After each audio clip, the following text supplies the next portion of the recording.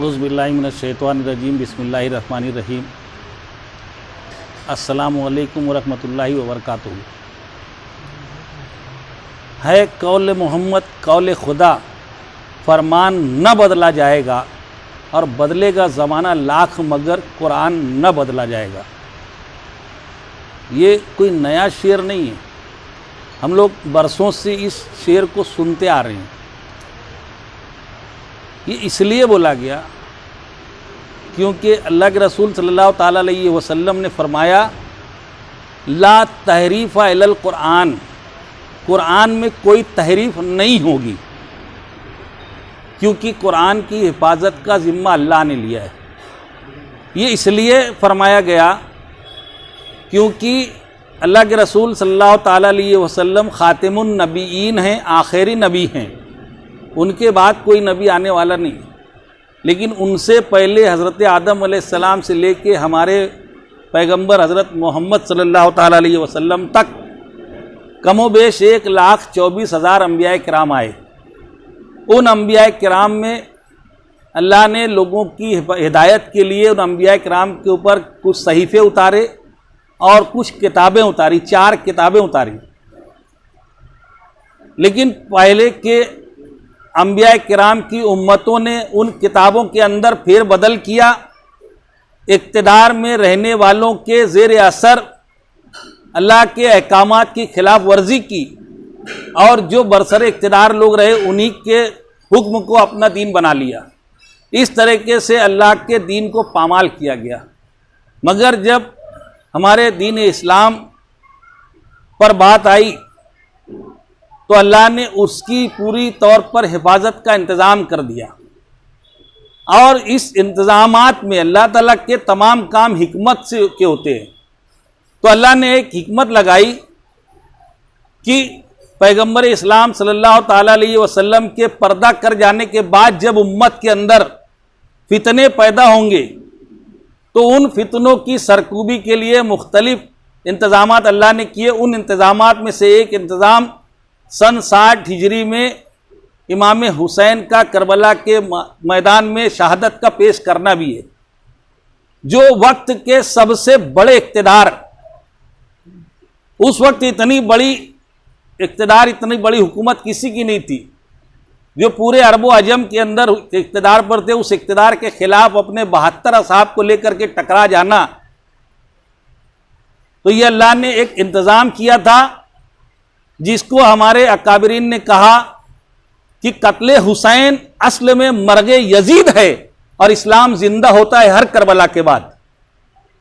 तो इस्लाम को अपनी असल हैयत में ज़िंदा रखने के लिए अल्लाह ताला ने मार्का करबला को पेश किया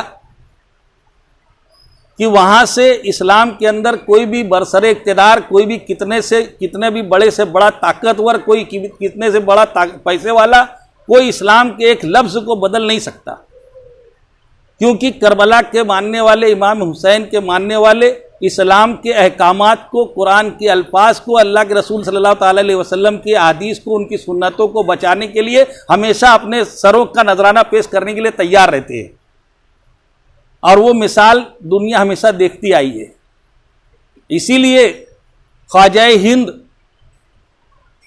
शहंशाह हिंदुस्तान हज़रत ख्वाजा गरीब नवाज रहमतुल्लाह अलैह ने फरमाया कि दीन अस्त हुसैन, दीन पना अस्त हुसैन, सर दाद न दाद दस्त दर दस्त यजीद, हक्का के बिना ला इला अस्त हुसैन।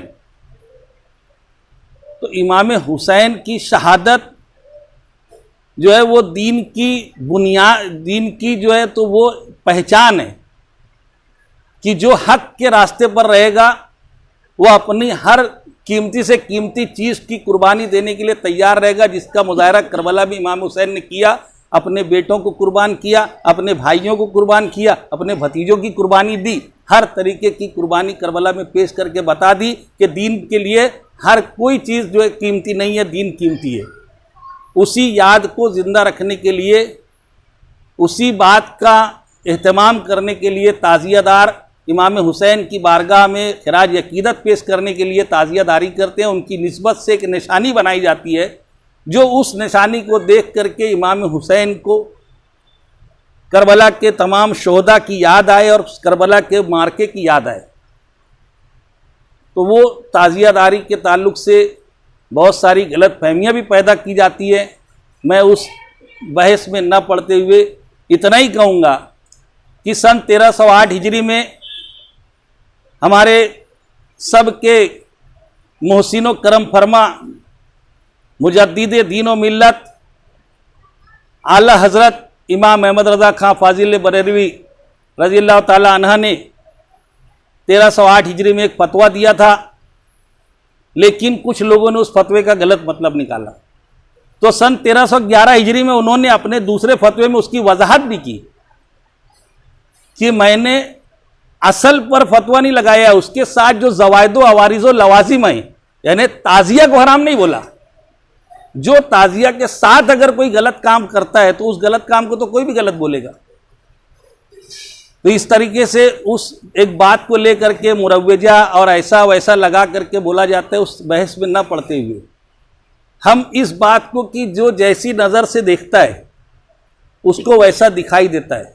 हम ईमान की ताजगी के लिए, इस्लाम की बका के लिए इमाम हुसैन रज़ी अल्लाह ताला अन्हा की और उनके तमाम लोगों जो असहाब थे करबला में उनकी शहादत की याद के लिए ताज़िया बनाते हैं। तो हमको ताज़िया देखकर वो सब वाक़यात याद आते हैं और इस्लाम के लिए दी गई कुर्बानियाँ, सहाबा किराम की, अल्लाह के रसूल सल्लल्लाहु अलैहि वसल्लम की कुर्बानियाँ याद आती है। और कोई अगर फितने की नज़र से देखेगा तो उसमें फितना नज़र आता है। लेकिन इन सब बातों से परे आज हम लोग इस बात पर मुत्तफिक हैं कि जब लॉकडाउन लगा, कोरोना बीमारी आई, तो ज़िंदगी मौत अल्लाह के हाथ में है। हमारे दीन में अल्लाह के रसूल सल्लल्लाहु अलैहि वसल्लम ने फरमाया कोई बीमारी ऐसी नहीं है कि जो छुआछूत की हो जाए, कि किसी के छू लेने से हो जाए, मगर जिनका इस बात पर ईमान नहीं था उन लोगों ने उस बात को तस्लीम किया और दुनिया के पीछे भागे। आज सारी दुनिया इस बीमारी की लपेट में है, इसीलिए मसाजिद बंद कर दी गई, इसीलिए शबे बारात आई तो हमको कब्रस्तानों में जाने नहीं दिया गया ईसाले सवाब के लिए। रमज़ानुल मुबारक का महीना आया तो कहा गया कि तरावी नहीं, जमात नहीं हो सकती। ईद उल फित्र का मौका आया तो हमको ईदगाहों पर नमाज अदा करने के लिए नहीं दिया गया। ईद उल अधा की नमाज के लिए हमको ईदगाहों पर जाने नहीं दिया गया। ये इसलिए हुआ क्योंकि ये सब मामलात हमारे आमाल से ताल्लुक़ रखते हैं, हमारे ईमान से ताल्लुक़ रखते हैं। लेकिन जब करबला वाक़या, करबला का वक्त आया, जब इमाम हुसैन की याद को ज़िंदा करने की बात आई, जब वाक़या करबला के पैगाम को आम करने की बात आई, तो अल्लाह ताला ने हुकूमत वक्त के दिमाग में डाल दिया और हुकूमत वक्त ने अपने हिदायतनामे में दे दिया कि ताज़ियादारी आप कर सकते हैं, ताज़िया आप रख सकते हैं। क्योंकि इमाम हुसैन के पैगाम को आम करना ये अल्लाह की तरफ से है और अल्लाह ताला ही सब लोगों से ताज़ियादारी करवाता है और ये हक़ और बातिल का मार्का चलता रहेगा। तो आज हमारे लिए अच्छी बात है कि हुकूमत महाराष्ट्र ने पूरे महाराष्ट्र में ताज़िया रखने की इजाज़त दे दी है और हम ताज़िया रखेंगे जिस तरीके से रखते आए हैं। ताज़िया को मुहर्रम की 9 तारीख को शाम को ताज़िया को आम लोगों की ज़ियारत के लिए बाहर निकाला जाता है। जो अकीदतमंद है वो आते हैं, ताज़िया की ज़ियारत करते हैं, वहाँ पर खड़े रह कर के शोहदाए करबला रिज़वानुल्लाह ताला अलैहिम अजमईन की खिराज अकीदत पेश करते हैं, उनके लिए इसाले सवाब करते हैं और उनके वसीले से अल्लाह ताला से दुआएं करते हैं। अल्लाह ताला उनकी मुरादें भी बरलाता है। शोहदाए करबला के वसीले से अपने नबी के सदक़े में अल्लाह ताला लोगों की ज़रूरतों को पूरा भी कर देता है। तो वो 9 तारीख को ताज़िया जैसे निकलता था उस तरीके से निकलेगा। आशूरा के दिन ताज़िया अपने मकाम पर रहता है। 11 तारीख को ताज़िया को दफन करने के लिए या उसको महफूज मुकाम तक रखने के लिए करबला की तरफ जो जहाँ भी जिस इलाके में भी ताज़िया की तदफीन का इंतज़ाम होता है वहाँ लेकर जाते हैं। वो 11 तारीख को ताज़िया ले जाने की इजाज़त अभी तक नहीं मिली है। हम लोगों को कोशिश जारी है, हम लोग अल्लाह की ज़ात से उम्मीद रखते हैं कि 11 तारीख आने तक शायद सरकार उसकी भी इजाज़त दे देवे या कुछ शराइत के साथ कोई रास्ता उसमें निकल जाए कि हम लोग ताज़िया को ले जाने का भी काम कर लें। एक गलत फहमी का अजाला मैं यहाँ जानबूझ करके करना चाहता हूँ। अभी हमारे सुन्नी ताज़िया कमेटी के सदर रियाज अहमद अतरवाला साहब ने भी बोला, सूफ़ी नूरुल ऐन साबरी साहब जानशीन सूफ़ी मिल्लत ने भी मुझे इस बात की तरफ निशानदेही की थी कि लोगों की ये गलत फहमी है कि ताज़िया शियों का है, क्योंकि शियों के इमाम बाड़े में ताज़िया रखा जाता है। ताज़ियादार अपनी इस्तिताअत के मुताबिक छोटे बड़े ताज़िया बनाते हैं और उनके पास उनके मकान में अगर गुंजाइश नहीं होती तो वो ताज़िया को ले आकर के दफनाते हैं। मगर वो अगर किसी के पास पैसे की कमी है तो अगले साल के लिए ताज़िया महफूज भी रखना चाहता है। कुछ लोग चाहते भी हैं कि बहुत खूबसूरत बन गया है, आपके यहाँ रखा गया, अब अगले साल मुझे दे देना। इस तरीके से ताज़िया को महफूज रखने का जब मसला आया तो बुज़ुर्गों के पास हमारे यहाँ पर बात आई। उस ज़माने में ब्रो म्यूनसिपलिटी थी, ब्रो म्यूनसिपलिटी ने एक जगह दी थी, वहाँ पर एक इमाम बाड़ा ताज़िया रखने का एक शेड बनाया गया था, मगर कुछ शिरपसंदों ने उसमें आग लगा दी थी। तब शिया हजरात ने कहा कि हमारे इमाम बाड़े में आप ताज़िया रख दिया करें। तो सुन्नी हजरात अपना ताज़िया सिर्फ साल भर संभालने के लिए वहाँ देते हैं और उसका कुछ नजराना भी उनको जमा अदा करते हैं। ताज़िया शिया लोग हमको देते नहीं है रखने के लिए, हम अपना ताज़िया उनके यहाँ कुछ दिन साल भर संभालने के लिए देते हैं और हम वही लेके आते हैं। और हम लोग सुन्नी ताज़िया कमेटी की तरफ से इस जद्दोजहद में लगे हुए हैं कि सुन्नी इमाम बाड़ा कारपोरेशन की मार्फत बन करके मिले। उसके लिए मैं उस वक्त के मेयर आली जनाब शेख रशीद साहब का शुक्रगुजार हूँ कि उन्होंने महासभा में उस उन्वान को लिया, उस विषय को लिया और 2019 के में महासभा में उस ठहराव को उन्होंने मंजूर किया कि हुसैनी सागर नाम से ताज़िया को दफन करने के लिए गिरना नदी के किनारे पर एक बड़े हिस्से को डेवलप करके हुसैनी सागर ताज़िया दफनाने की जगह देंगे और सुन्नी इमाम बाड़े के लिए एक शेड बना करके देने की तजवीज़ कारपोरेशन में मंजूर हो चुकी है।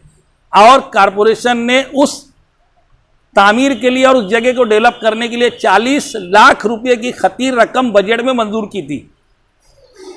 लेकिन जगह जो है उसके मौज माप में कुछ जगह वो नदी किनारे की जगह कलेक्टर के इख्तियार में आती है और कुछ जगह जो है उस पर कारपोरेशन का नाम है नहीं है। इस किस्म के मामलात की वजह से वो काम शुरू नहीं हो सका।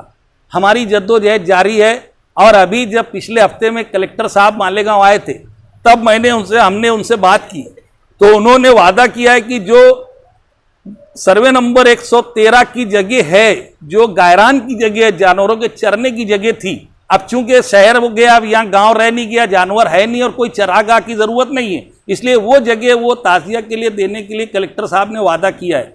तो इंशाअल्लाह वो हुसैनी सागर के लिए वो ताज़िया की तदफीन की जगह भी बन जाएगी और वहीं पर जब सुन्नियों का इमाम बाड़ा बन जाएगा तो सुन्नी हजरात अपनी ताज़िया सुन्नियों के यहाँ सुन्नी इमाम बाड़े में रखेंगे और ये जो गलत फहमी है वो दूर हो जाएगी इंशाअल्लाह। और इन सारी गलत फहमियों को दूर करने के लिए हमारी बातें लोगों तक पहुँचे, उसके लिए आप तमाम इलेक्ट्रॉनिक मीडिया के लोगों ने खुद से हमको रब्ता किया।